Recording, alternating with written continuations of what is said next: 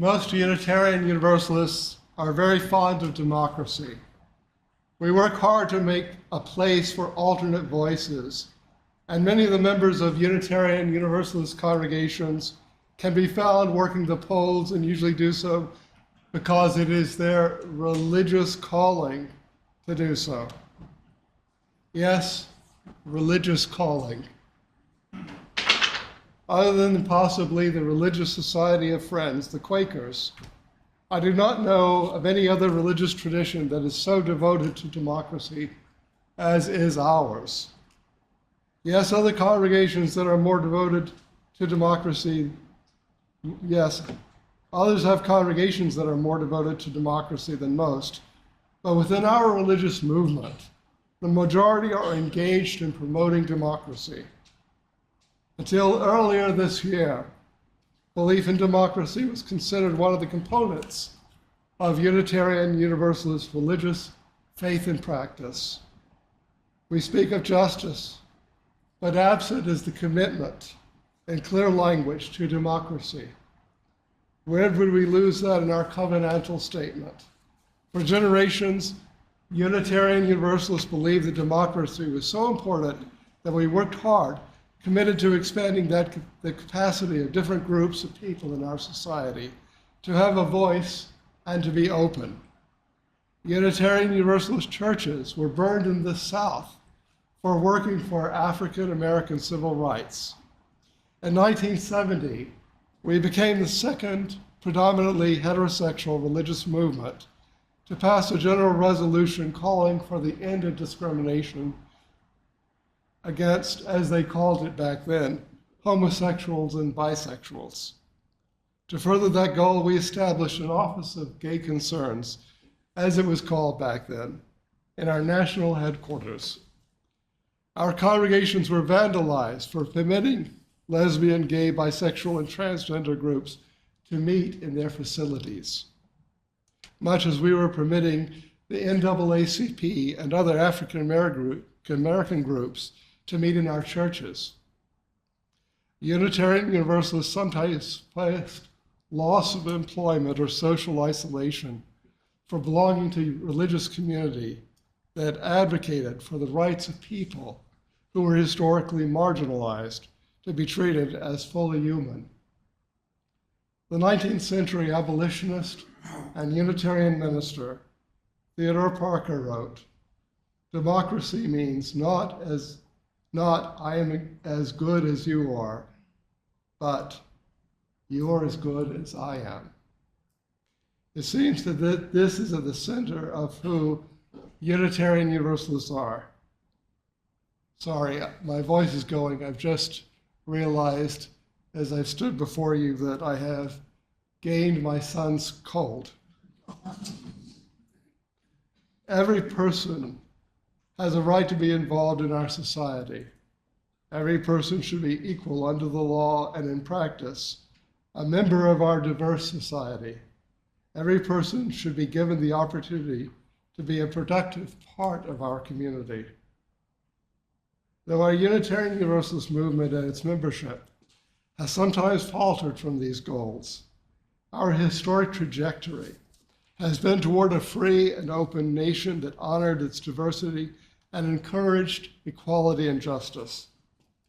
Today is not, however, the time to dwell on the times that our faith tradition missed the mark, but to acknowledge that ours is a religion that historically encouraged our nation to broaden its interpretation of democracy to include everyone, no exceptions.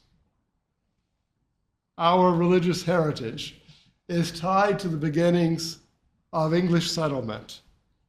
Some sources attribute the foundation of democracy in what is now the United States to be the Mayflower Compact of 1620.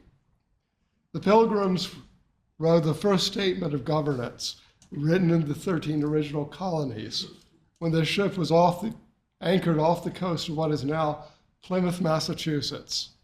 They rushed to do so. Their original intent had been to go to the Virginia colony further south.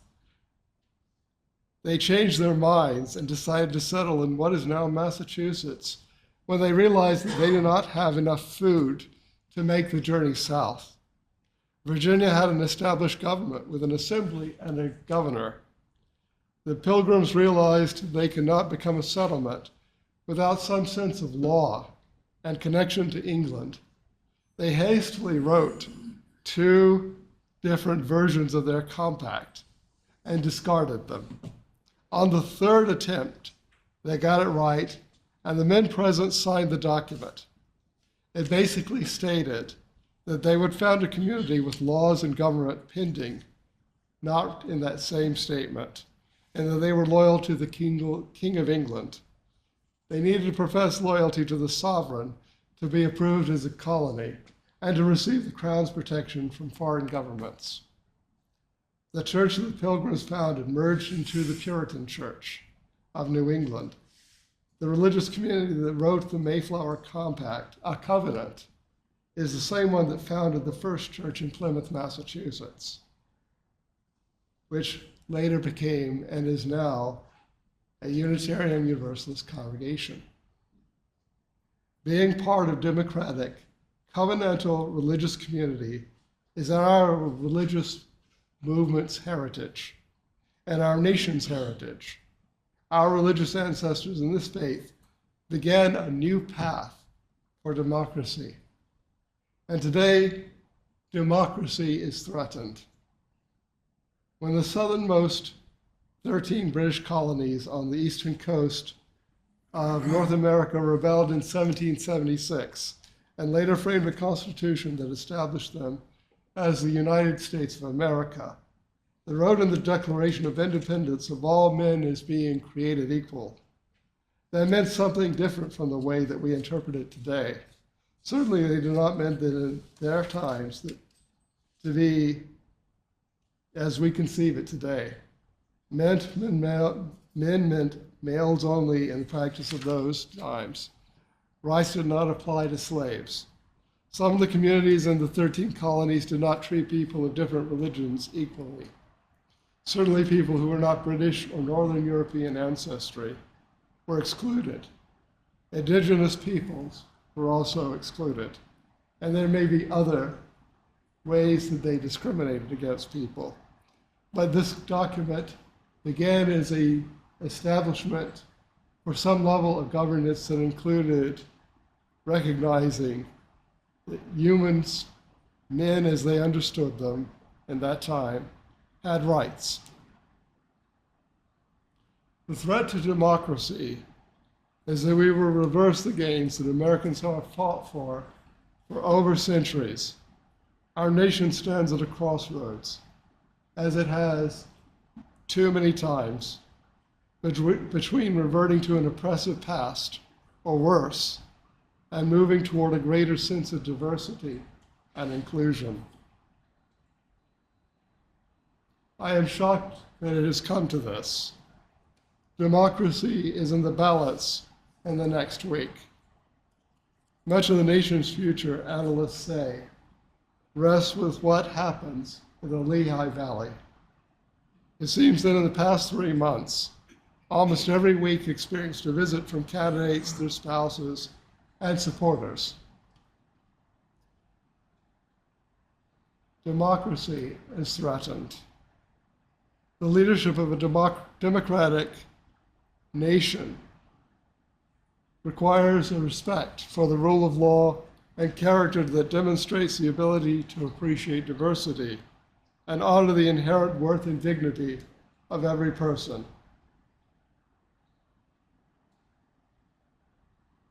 To lead a democratic nation, one must have the capacity to win and to lose, to know that leaders do not get everything that they wish. Only dictators do not have that personal trait. Leaders of democratic nations respect those who served in the armed forces, defending this country. Leaders of democratic nations encourage democracy as a value internationally. Leaders of democratic nations work with those whom they disagree, knowing that politics in a democracy requires the ability to compromise.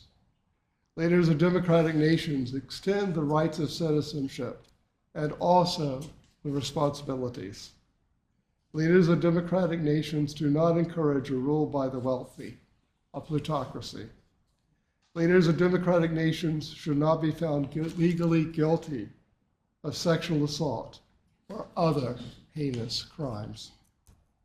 Leaders of democratic nations do not fantasize publicly about the power invested in them, they hope, to punish, imprison, physically harm, or humiliate their political opponents. Leaders of democratic nations do not denigrate other democratic nations, knowing that democracy is a concept that benefits the entirety of humanity. Leaders of democratic nations do not express admiration and envy for dictatorships. Leaders of democratic nations respect the cultural diversity of their people. Leaders of modern democratic nations show faith in their nation to overcome their history and encourage the development of moral character. Leaders of democratic nations do not encourage the violent overthrow of their own constitutional form of government. Leaders of democratic nations do not admire Adolf Hitler, even privately.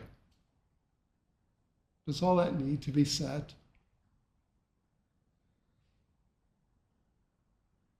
Democracy is endangered by the actions of those who do not believe that society can be structured around equality and human dignity.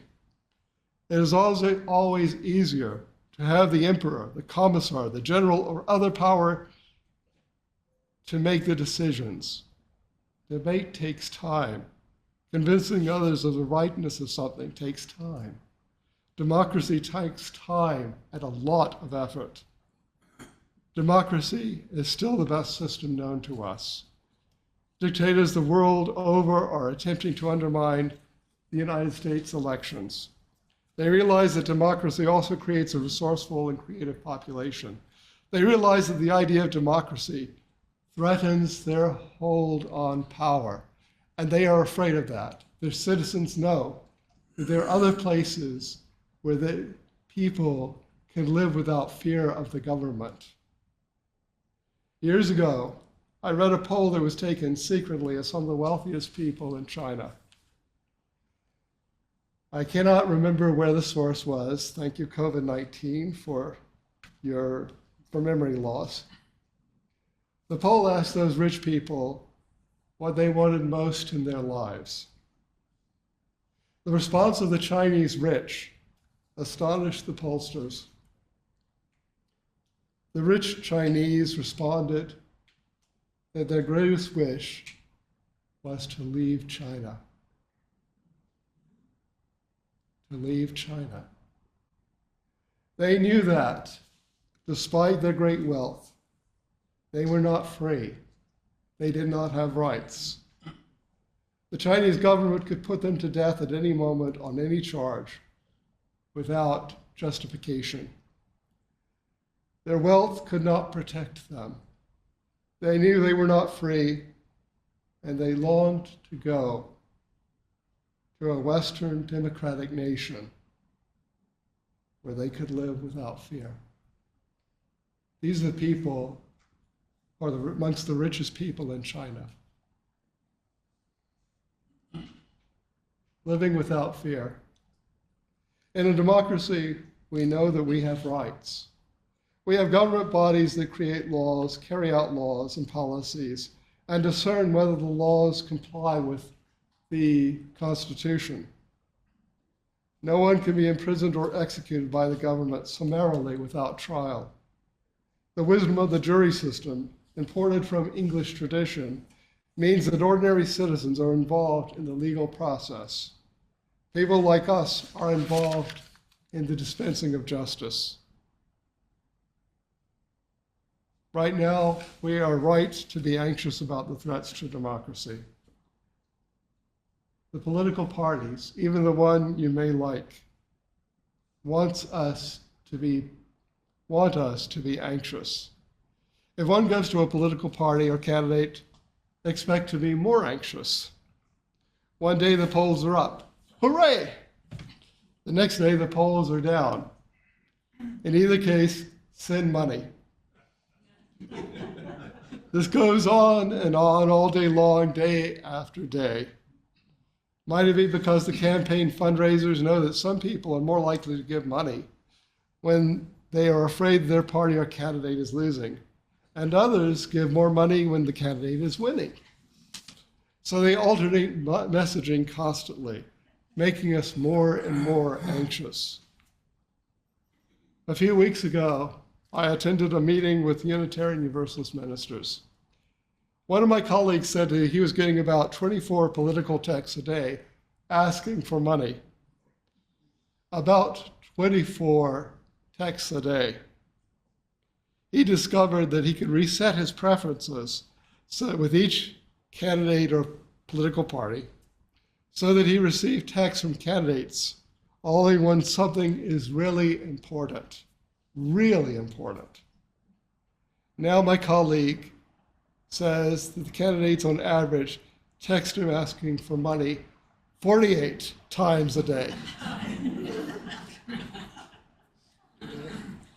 The point is that the way politics is being done will make many of us anxious.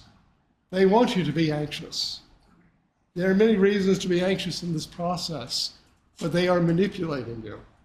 People living in this area are particularly subject to that, as the political epicenter of the United States is the ground we are on.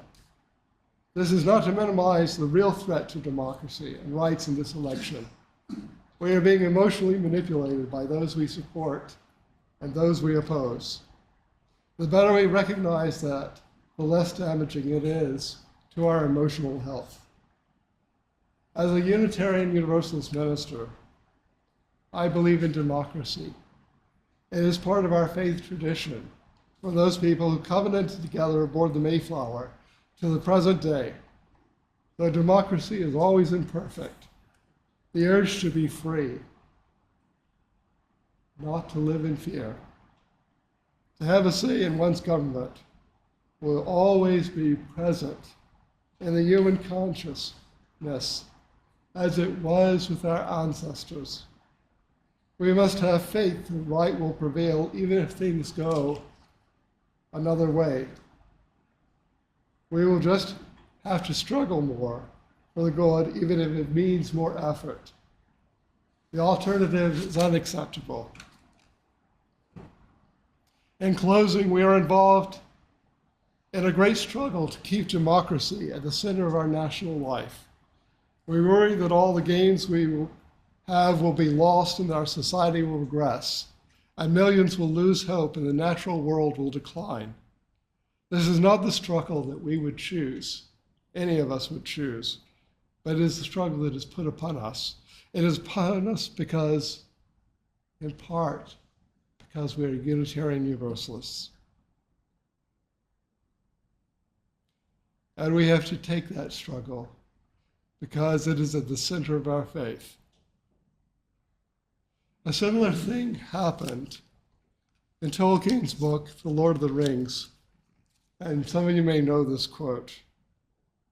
Frodo is a hobbit. Hobbits are small, mostly peaceful. He is not a great warrior, yet he has been entrusted to carry the magical ring because he is of good heart. He is not a violent person, yet he will witness terrible battles. Doing so takes a toll on Frodo in this quest, and he's also often injured to take the ring in the quest to take the ring to Mordor to be destroyed, that its evil power can never be used. Frodo tells the wizard Gandalf, "I wish the ring had never come to me. I wish that none of this had happened." To which Gandalf replies, "So do all who live to see such times. But as that is not for them to decide, all that we have to decide is what to do with the time that is given us." Gandalf teaches Frodo the importance of relying on others and fellowship over power, strength, or greed.